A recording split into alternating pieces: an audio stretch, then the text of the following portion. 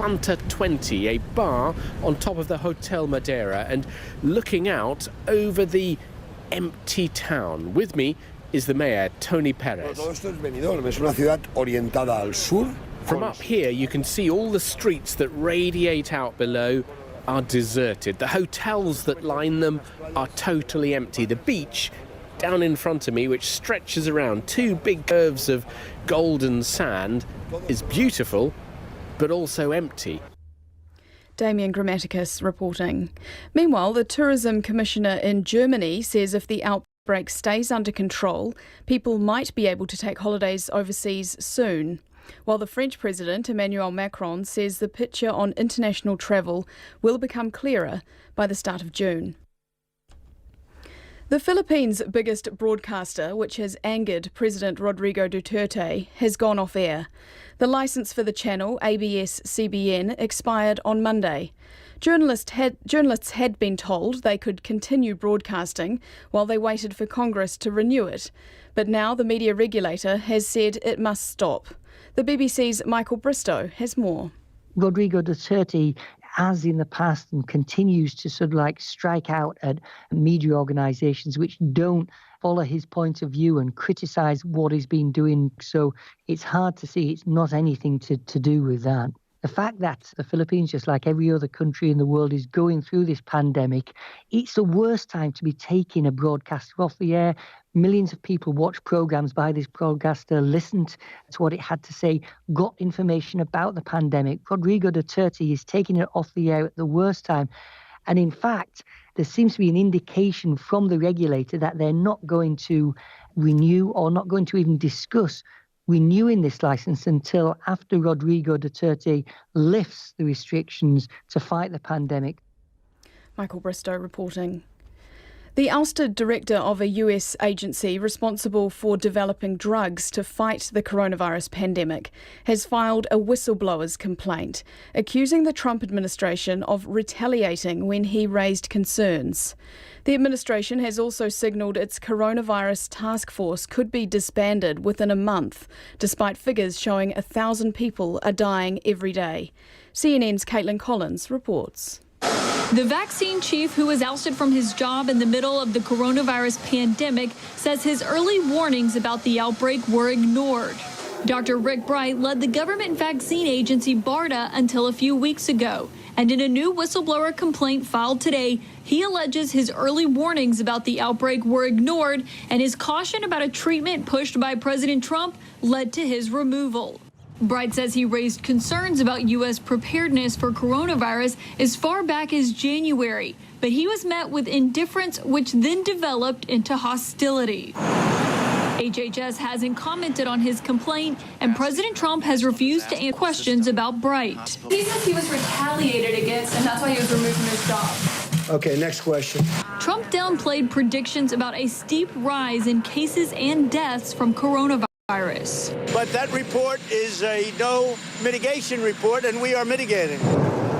An influential model often cited by the White House now forecasts that 134,000 people could die of coronavirus in the U.S. Despite those numbers, President Trump confirmed reports today that the White House is considering winding down the coronavirus task force. I think that as far as the task force, Mike Pence and the task force have done a great job, but we're now looking at a little bit of a different form, and that form is safety and opening, and we'll have a different group probably up for that. President Trump ending that report from Caitlin Collins.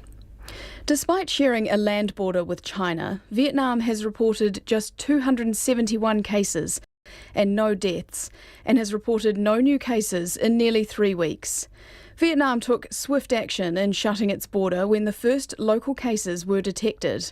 It's now become one of the first countries in Southeast Asia to ease movement restrictions, and millions of students have returned to school this week after 3 months at home. The lead Asia economist at Oxford Economics, Sian Fenner, told CNBC Vietnam will not be immune to the slowdown of external global demand, but may now avert a recession this year. In order to pay tribute to doctors and nurses working to save lives during the pandemic, many have applauded health workers from the street or raised money to support their health systems. But a couple in Bolivia has thought of something special to help keep frontline workers' energy levels up. Here's Deutsche Welle's Anna Shorter. Cooking meals as a family, together under lockdown. Ernesto Tejerina and his wife, Geraldine Osinaga, have found a new calling, along with Geraldine's mother. Movement restrictions came into force in mid-March, so instead of clocking in for his job as a marketing manager, father of three, Ernesto spends his day in the kitchen preparing food. 100 portions of roast chicken and French fries for essential workers, doctors, nurses, disinfection teams and the police. We tell them that the news today is that we bought them dinner or we've bought them lunch, and they say thank you very much. It's a thanks that comes from the soul. It's very gratifying. Time to get the food to those who need it. The cost of the ingredients come out of the couple's own pockets, but they say friends have started offering them donations to help. Savvy marketer Ernesto has a snappy slogan for their project, taking care of those who care for us. We say mission accomplished at the end of the day. We were able to reach a sector that really needed it, to feed those who are taking care of me, and most importantly, taking care of my daughters. Bolivia is planning to ease the lockdown next week. Ernesto and Geraldine say they want to keep making and delivering their tasty meals to show their thanks. Anna Shorter with that report. Police in the US state of Utah, who pulled over a car being driven erratically, were shocked to find a 5-year-old boy behind the wheel. The child had taken his parents' car after being left in the care of a sibling. He told officers he was on his way to California to buy a Lamborghini and had $3 in his pocket. The boy managed to travel for about 5 minutes by perching at the very edge of the seat to reach the pedals. Local prosecutors will decide whether to press charges against his parents. And that's World Watch. Back to you, Marnie. Thanks, Annabelle. And that's Midday Report. Te Purongo o Te Potutanga for today, Wednesday, May the 6th. RNZ will bring you the daily COVID-19 briefing with the Prime Minister and Director General of Health shortly. We'll be back tomorrow, technical difficulties notwithstanding, with interviews and the latest news from Aotearoa and the world. Coming up to the news at 1. RNZ News. Kia ora, I'm Cynthia Morahan. Funeral directors are calling for a national minute's silence to recognise all those who have died during the lockdown and those who have not been able to fully grieve. The Funeral Directors Association has told the Epidemic Response Committee the rule to not allow funeral gatherings during the lockdown has been very harsh. It says Level 2 should have no restrictions on grieving. The association says funeral directors should be able to judge themselves how to hold funerals safely. The government can expect businesses to push harder for regional alert levels if it decides against a nationwide shift to Level 2 next week. The Prime Minister will announce on Monday whether the country will go to Level 2 or stay in Level 3 for longer. John Milford of Business Central says businesses are confident they could trade under Level 2 safely in places with zero cases like Waipa. I think there is a strong case for particularly those areas in New Zealand that have been COVID-19 free. And certainly if next week we don't get an announcement about Level 2, that voice for a regional approach will only grow and get stronger. John Milford, the Chief Executive of Business Central and the Wellington Chamber of Commerce. A third person charged with the murder of Christchurch woman Angela Blackmore in August 1995 is due to appear in court. A man and a woman in their 40s were charged with murder last October. Ms. Blackmore was 21 years old and 10 weeks pregnant when she was stabbed 39 times in her home in the East Christchurch suburb of Wainoni. The man has since pleaded guilty to murder and is awaiting sentence. Yesterday, the police arrested a 47-year-old man and charged him with murder. He's expected to appear in the Queenstown District Court this afternoon. An influential coronavirus model often cited by the White House has doubled its projections for US deaths. US deaths from COVID-19 are now forecast to reach 134,000 by August. Projections from an internal Trump administration document obtained by the New York Times show the current daily death toll of around 1,700 could reach 3,000. The models also predict that by June the 1st, the US will log about 200,000 new cases every day, compared with about 25,000 a day at present. The path of a new permanent road linking Reitihi and Nganui has been chosen 7 months after the original highway was destroyed in a massive slip. In October, a 400-metre chunk of State Highway 4 was wiped out, adding an extra 90 minutes driving time before a temporary road was built in December. The Transport Agency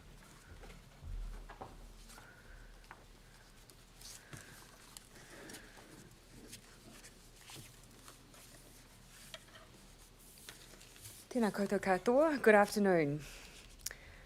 I want to talk today about some of the work taking place in New Zealand's economy to get us moving again, and how we can leverage our strong health response to COVID to create some economic advantage for New Zealand going forward. But first, I'll hand over to Dr. Bloomfield for his health update. Thank you, Prime Minister. Kia ora koutou katoa.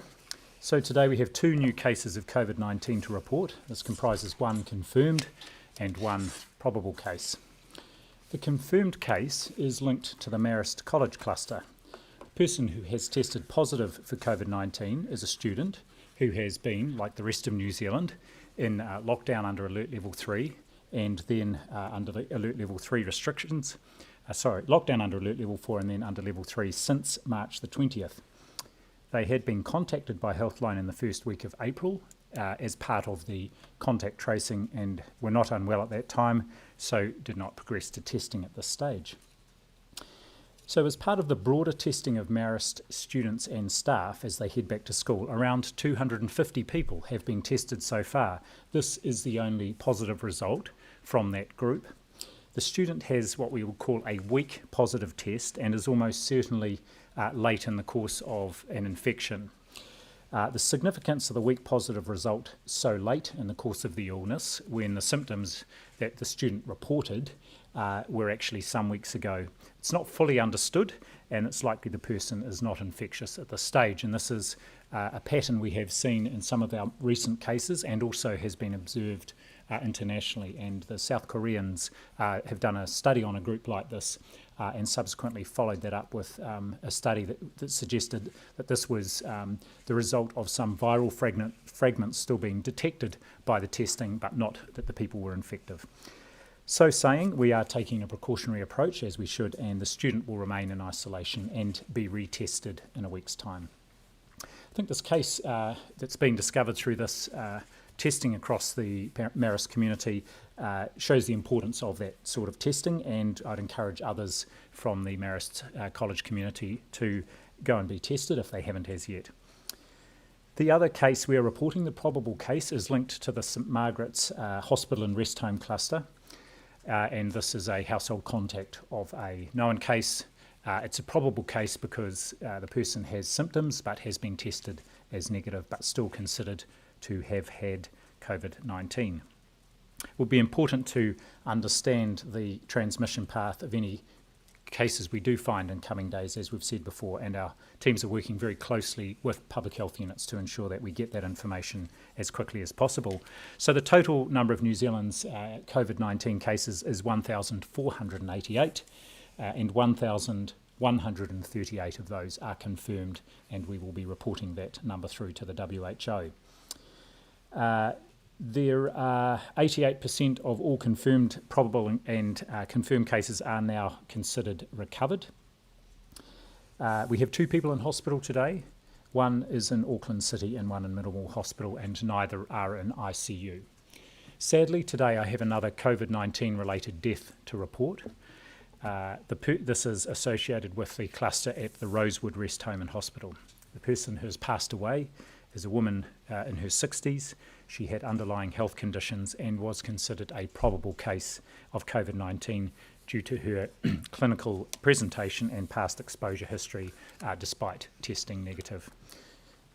This woman has been at Rosewood since 2011 and was a much-loved member of the Rosewood family, and I'm pleased to say, and you will, I'm sure, join me in understanding that a staff member was comforted in her when she passed away. She was not one of the residents who had been transferred to Burwood Hospital, but was still at Rosewood. Our thoughts, of course, go out to her family and her friends today and the days and weeks and months ahead. Regarding our testing, there were 4,772 tests processed yesterday, bringing our total to 160,700 tests. There are no new clusters, and as I've reported previously, 3 clusters are now closed. So finally, our low numbers of COVID-19 cases continues to be encouraging, but we are by no means out of the woods. We need everyone to stick to the plan and continue to follow the rules around Alert Level 3. And not doing so does risk undoing all the good work we have achieved so far. We have seen how quickly this virus can spread, both here and in other countries. So do not give it an inch. Thank you, Prime Minister. Thank you, Director General. Some of you will be aware of the news announced by Microsoft this morning that it is set to make a significant investment to establish a data centre region in New Zealand for its cloud services. I do note that this is subject to normal regulatory approvals. However, this is a hugely welcome development, not least for job opportunities in the near term for our construction industry and the longer term for our ICT industry and local innovators, but because it serves as a signal to the world that New Zealand is open for business and quality investment. Our decision to go hard and go early on the health front for COVID-19 has been our best economic response. Now it's about positioning New Zealand to recover and building on investment opportunities such as this one. More broadly, it is my view that by tackling the virus, we have positioned our economy to be able to rebuild ahead of many others globally. That is our safe haven strategic advantage. International companies like Microsoft wouldn't be investing here or looking to invest here if they didn't have full confidence in the New Zealand economy, that we are ready to welcome quality investment and offer a safe place for operation in both a health and business sense. Today's announcement also represents a vote of confidence in New Zealand's digital future. It means the government and New Zealand businesses and New Zealanders will be able to access the scale and security of cloud services offered by a major global provider in a way that hasn't been done before here in New Zealand. I have 2 other pieces of economic news that I would just like to note as well. Trade Minister David Parker has announced that the 21 APEC economies have committed to working together to ensure trade and investment continues to flow to help counter the economic impact of COVID-19. This will promote a more stable trading environment for our food exporters and will also help provide reliable access to medical supplies. To quote the Minister, "In these troubled times, our region has recognised how important it is to act in concert to keep supply chains open and trade flowing, especially in essential goods and services." And employment figures released this morning by Statistics New Zealand, while covering the period before the worst of the COVID-19 impact, show the economy's underlying strength heading into this global pandemic. In the 3 months to the end of March, the number of employed people rose by 19,000, while the number of unemployed was up by 5,000. The employment rate rose to 67.5%, while the unemployment rate also rose slightly from 4 to 4.2%, remaining near its lowest levels in a decade.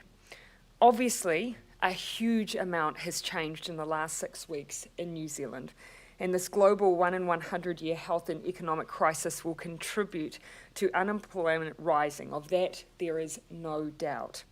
But we will continue to support people, to help protect jobs, to help grow jobs, and help support people's incomes. Fittingly, our Kiwi ingenuity story for today is a business story from the west coast of the South Island, where people are working together to make sure that they are supporting one another. I recently had a letter from Development West Coast to let me know that a coordinated effort was brought together an online directory of 180 local businesses that are back operating under Level 3. There's also help for small and medium businesses in the form of a rebate of $5 per delivery up to a maximum of $250 per establishment to help offset some of the costs associated with running a delivery service or using a courier service. www.nowopen.co.nz is a great initiative, and a platform built in collaboration with Epic Westport, a PGF-funded digital hub. And I say well done to them. Well, ready for questions. Prime Minister, did you have a chance to hear the submissions at committee today? No, on account of often the overlap between Cabinet committees and the Epidemic Committee. But I do make a habit of getting a readout and feedback from those who are appearing and sharing testimony at the committee. I could just run you through a few of the things that we heard, and bear with me. There was a woman with breast cancer who was left financially vulnerable because she had to pay for her own mastectomy. There was a woman who learnt of a miscarriage on her own in hospital while her husband was in the hospital car park. There was a mother who learnt that she had terminal cancer. We heard of a mother who learnt she had terminal cancer over the phone. We heard the story of another mother whose enduring image of her son will be when he was taken away by paramedics after taking his own life and wasn't able to have a funeral. Do you recognise that there is a real urgency to address the hurt and harm that's being caused? Yes.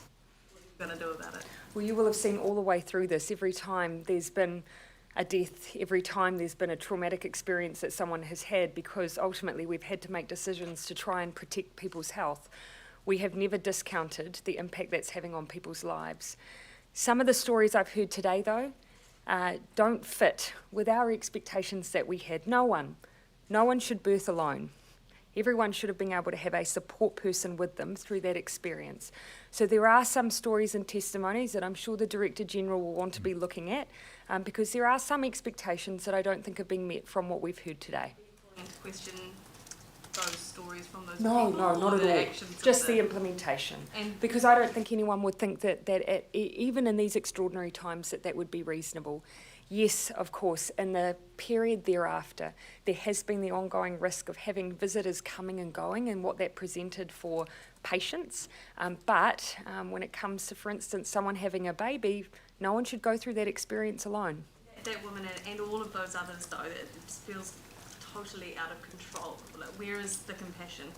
Oh, what I've just expressed is the expectation that we have. Some of those experiences shouldn't be had alone.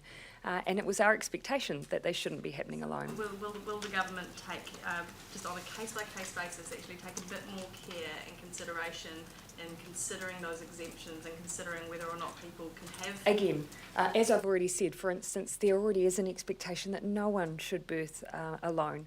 What we're hearing is sometimes the experience of what's happened in individual DHBs. And at that level, decisions are being made often by clinicians. So it's probably best for me to hand over to Dr. Bloomfield on that. Thank you, Prime Minister. Yes, so I got to hear most of one testimony and all of the last testimony before I answered questions at the committee. And the point I made is it's very important to hear these stories and understand the impact on individuals and their whānau. These are things that we will use to inform not just our approach as we move through and down the alert levels, but also updating our policies in case we have to move up through alert levels. And I guess the point I did want to make is, what we always aspire to, whether it's a pandemic situation or not, is it should be consistent as appropriate and different as appropriate. And ultimately, that comes down to clinical decisions and discussions between individuals and their whānau and clinicians. But we will be looking to make sure that where there is every reasonable expectation of consistency, that will be the case. Fail these people?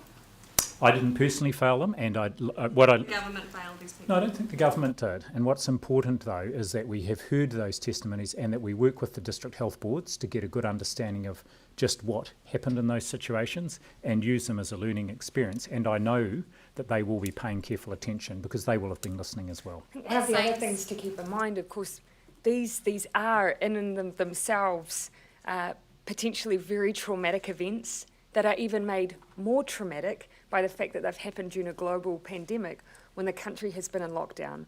What our duty of care is to try and reduce that burden as much as we can.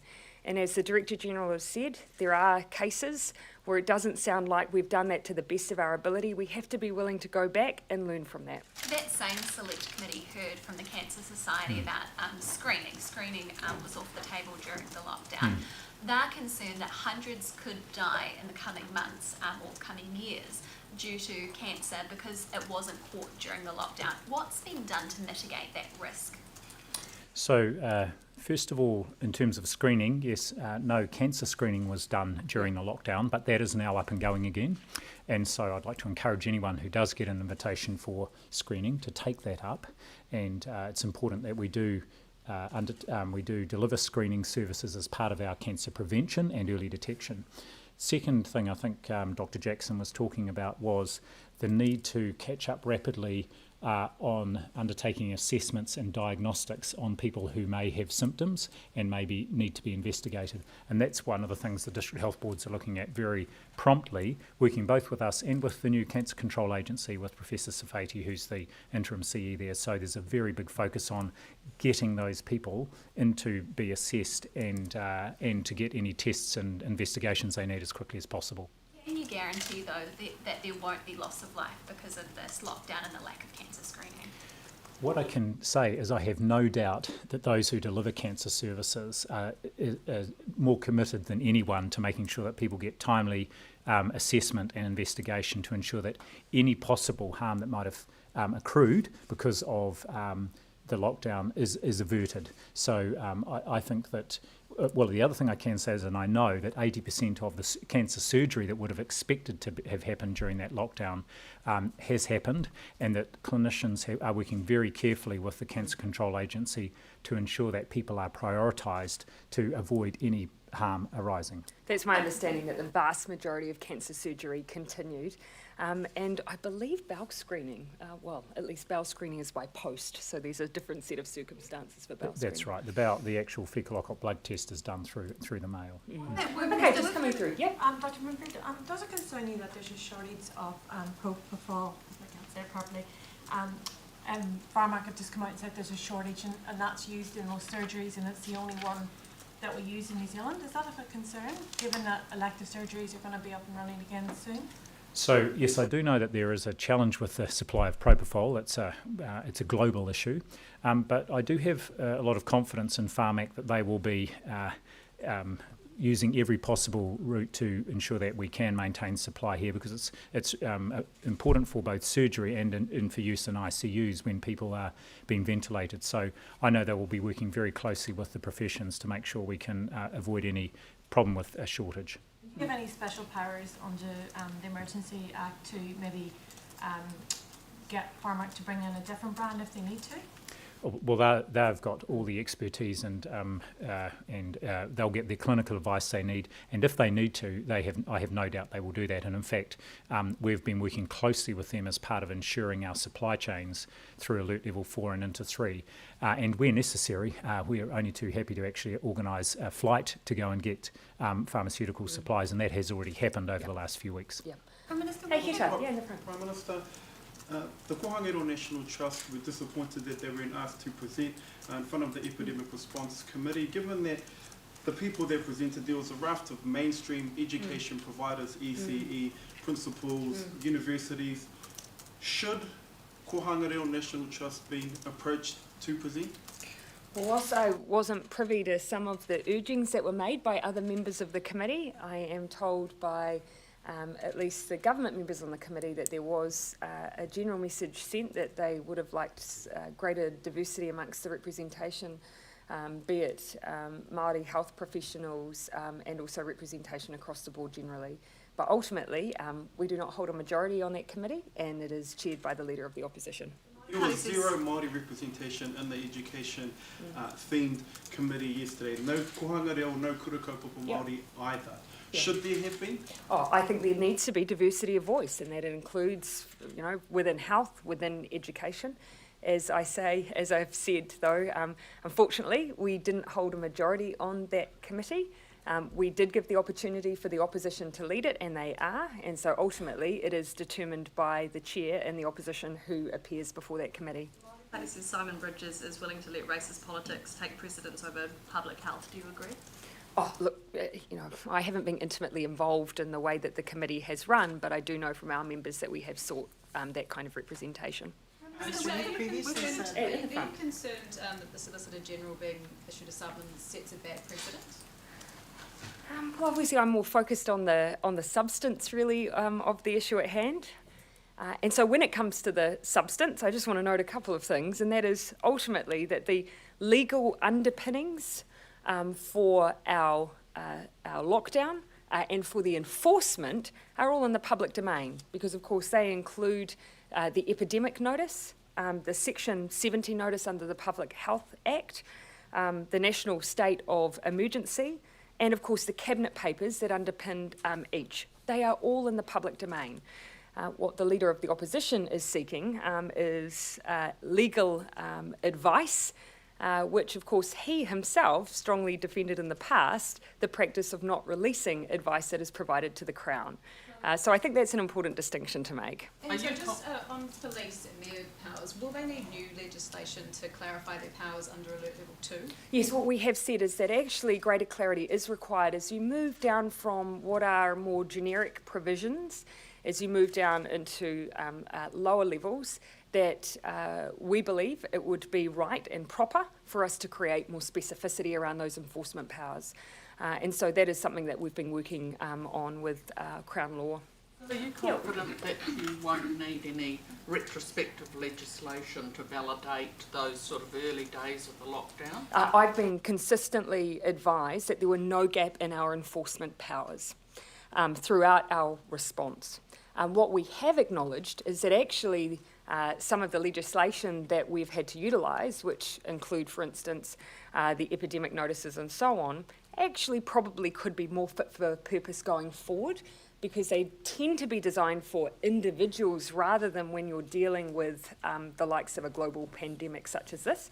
So we've acknowledged that there's a time and a place going forward where we may wish to look at the legal framework and ensure it's fit for purpose in the future. No retrospective validation? No, our view, the advice that we've been provided is that there's been no gap in our enforcement powers. Prime Minister, there are 24 cases that are being looked at who had exemptions declined to visit dying loved ones. Could you give us an update on that? Has anyone been granted one? It's been dealt with by the Ministry of Health, so I'll hand over to Dr. Bloomfield. Thank you, Prime Minister. So by the end of yesterday, over half of those had been reviewed. I don't have the results of what those reviews are yet, but I'm pleased to say that it is continuing apace. I expect them all to be done by today and have the results and outcome of that. Again, affirming that it was being done independently by another group, not the group that originally did the assessments. Any exemptions made? I don't know as yet. Prime Minister, now that the National Cabinet has wrapped up, because you obviously weren't able to talk about it yesterday, we've seen the communique on Trans-Tasman bubble, so we can leave that.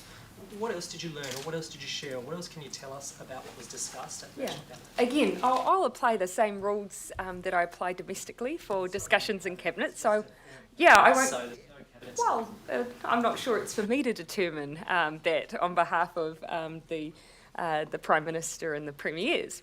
But just to give a general sense, what stands out for me is that we are all grappling with the general issue of getting control of the virus, and then as you do that, safely resuming economic activity. Everyone globally is dealing with that issue. And so obviously in New Zealand, we're charting our own path in such a way that we do not run the risk of yo-yoing back into greater restrictions, because nobody wants that, but equally we're trying to move as quickly as we can safely. And so I felt a real sense of solidarity because we're all in that same boat together. Yeah.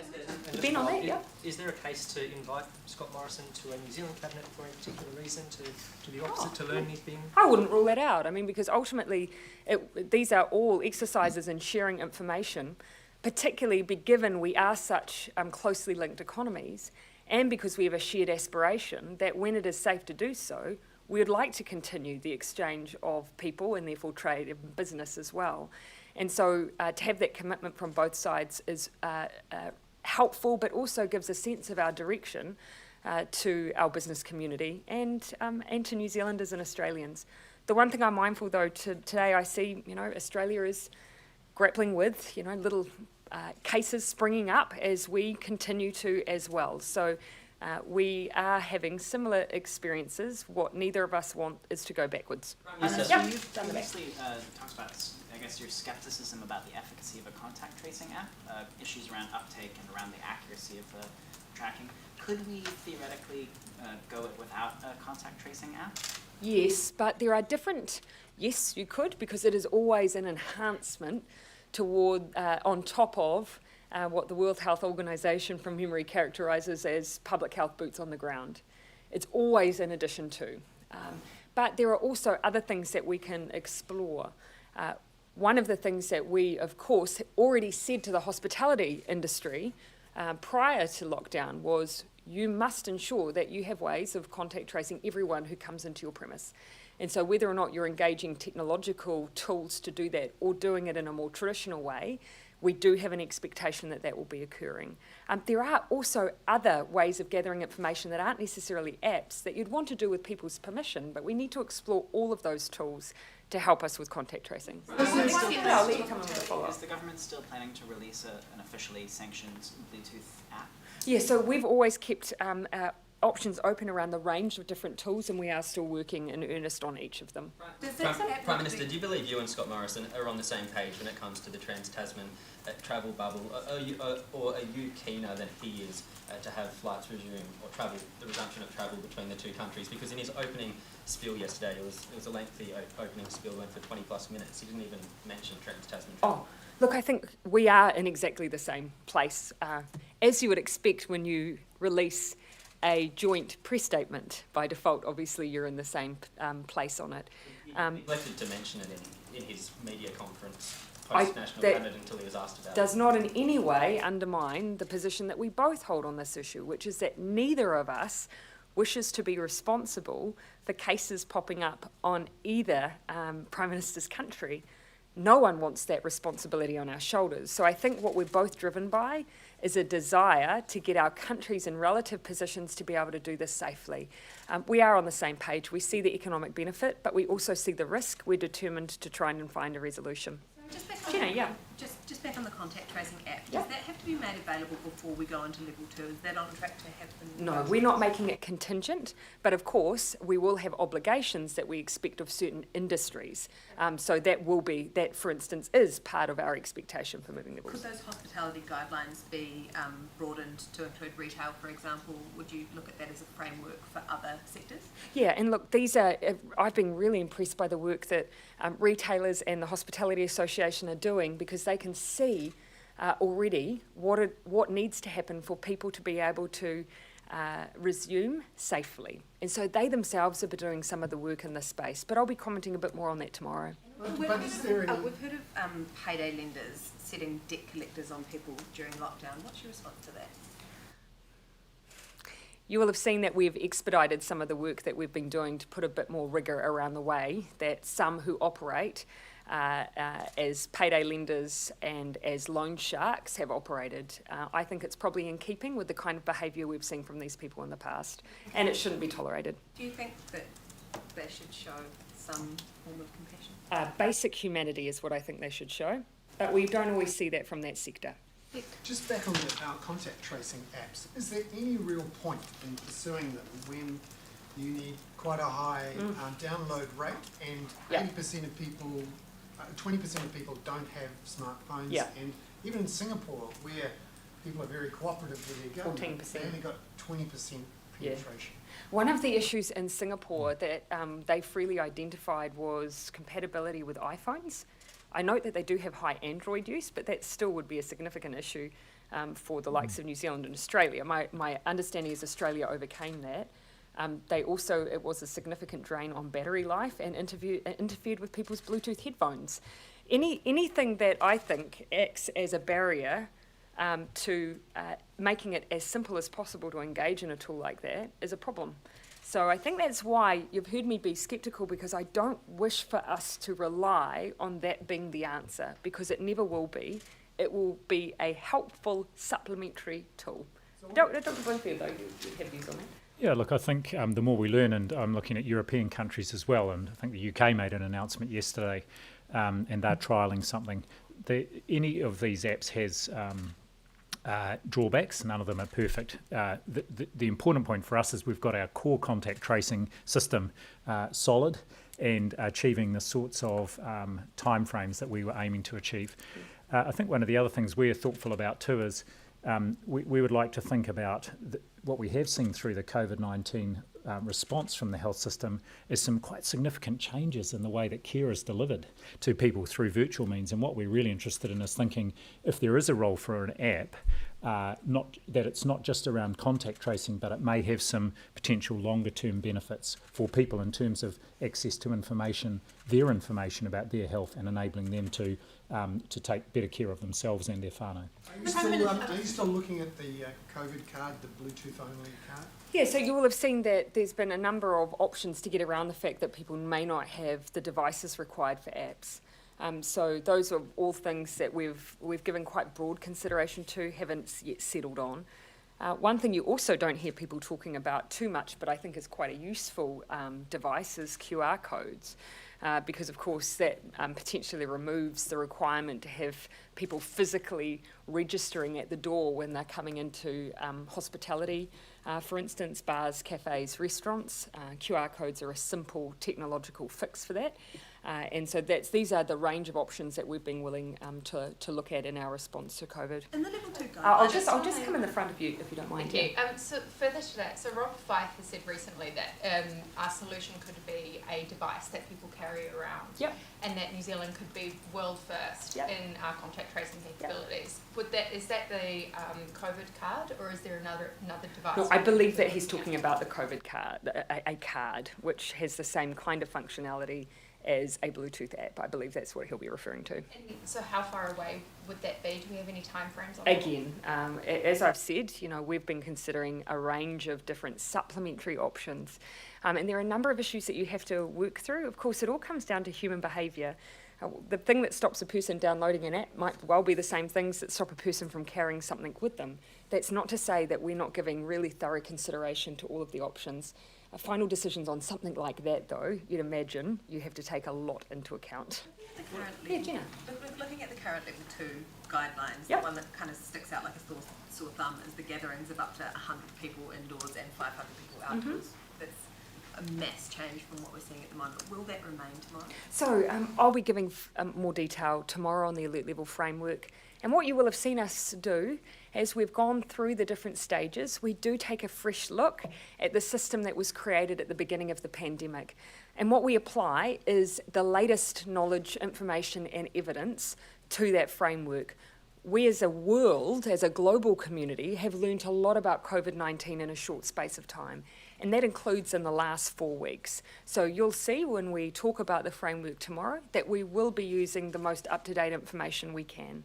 Should people be expecting to be able to have, say, a wedding of 100 people? Again, you'll see the advice that we provide tomorrow, and you'll see that as always, we do give guidance in advance to prepare people, and then lots of advance notice before we move into the different levels as well. On the Microsoft announcement, are there any large global companies which are looking to do similar investment in New Zealand? And also, are you looking to invite other companies to set up headquarters or temporary offices here to sort of weather out the COVID crisis? This actually is an issue that I've raised with the Minister of Economic Development, but also Minister Woods. Within MB, we do have a team who proactively go out and connect with often high-tech, high-wage emerging businesses to help facilitate entry into the New Zealand market and also help them navigate our regulatory environment. They do that in a really proactive way, in the same way that NZTE supports our exporters, in order to encourage high-quality investment in New Zealand. My view is that now is the time to continue with real extra effort and enthusiasm that work. New Zealand's brand has always been that we are a sound, high-quality, reliable place to invest. I'd like to think that our response to this health crisis only further underpins or emphasises that approach. Now is the time for us to sell that message internationally. In terms of specific pitches, though, some of that I leave to our ministers, but I have certainly shared my view that now is the time to tell that story. Prime Minister, you mentioned that we've learned a lot about COVID-19 in a short space of time. Does that mean that we could see some considerable changes to some of the level 2 restrictions tomorrow? No, I think you'll see that we're willing to use evidence in our decision making, and that's important. There are things, of course, that we know about lag times. Now we see that you can still get a positive result for COVID many weeks after you've had it, and you may not be infectious, but you can still test positive. We know the lag time of the virus and the vulnerability that presents. But we also have some of that core guidance that if you're with someone indoors for longer than 2 hours, that's risky. If you're in close contact with people, that's risky. So it's all about using that evidence to build a framework that gets people back to normal, but a safer normal. Just on, sorry, I know you've already made some comments about regional alert levels, but if we remain at level 3 beyond next week, it is extended, would that be the point that you then look at changing alert levels on a region by region basis? Again, some of this I wouldn't mind just picking up tomorrow, because then I'll be able to talk with you with a little bit more specificity around the different arrangements at alert level 2. Last few questions. Bernard, Yeah, on the Microsoft issue, Yeah. and your suggestion about trying to get more big companies to come here, are you confident? Trying to get quality investment to come here. Yeah. Are you confident that Microsoft or Google or Facebook or some of Amazon would be proper taxpayers if they came here? And would you get assurances from them that they would pay their taxes properly here? Yeah. Look, everyone who comes into New Zealand knows the expectations that we have for how people will operate here. But one thing I want to point out is actually the relationship between New Zealand, and again, I say this all under the umbrella of certain regulatory processes needing to be complete for this particular investment. But what I want to say broadly is that actually Microsoft is a good example of a relationship that has strengthened in recent times.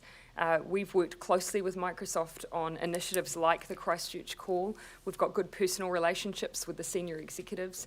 And I think what you've seen as a reflection of their investment is that they see not only a strong regulatory framework here in New Zealand, but also a strong digital future here in New Zealand as well. But isn't it also crowding out local firms who are more open source and locking the government into a single software provider? No, what I've seen actually is a reflection of this kind of investment is the number of potentially smaller ICT companies who could benefit from it. It also adds a bit more comfort when it comes to data sovereignty through onshore storage, which has been an issue that's been raised in many quarters. Yep, I'll take last few questions. Yep, and I'll finish with Toba. Just a couple quick ones. COVID, the potential for an alert level 2 law, how far away is that? And could it hold up a move to level 2, figuring there's only a small handful of days? Yeah, obviously we know this is work that needs to be completed with urgency, but for further questions on that, I'll have the Attorney General provide a little more context around the work that's been done. And on contact tracing, are you looking in any way like South Korea has done a combination of like cell phone tracking data and retail spending data in order to sort of aggregate people's movements and who they may have come into contact with? You can imagine that, of course, all of the expectation we have as a society around people's privacy means that whatever we do, we're looking for people having an acceptance of the role that technological solution and handing over their information can play in this response. And so we're working with the Privacy Commission on the kinds of initiatives that can actually balance people's privacy with also the need to respond to this pandemic. So it's off the cards, We wouldn't do it in an automated way, but that's not to say we aren't thinking about all the different tools we could use that would satisfy privacy issues and people's permission being given for being involved in anything that really reaches into their privacy. Prime Minister, people who normally who normally live in New Zealand and have permanent residency or work visas are struggling to get home from South Africa despite the flights being available. Do officials need to do more to get everyone home who lives in New Zealand, not just citizens? They've been doing an extraordinary amount of work, tens of thousands of New Zealanders being supported in what is the biggest consular exercise that we can remember in MFAT's history. It is a big exercise though. I know that there is more work that MFAT's doing within certain parts of the world, but that is an ongoing piece of work. Bringing New Zealanders home has been tough, but they've done an amazing job. Doing that at the expense of perhaps some people who live here but aren't citizens or residents? We've of course been involving, it hasn't just been citizens who have been coming home, but anything with more specific detail I would need to ask MFAT to help provide that advice. All right, thank you everyone. I'm back tomorrow.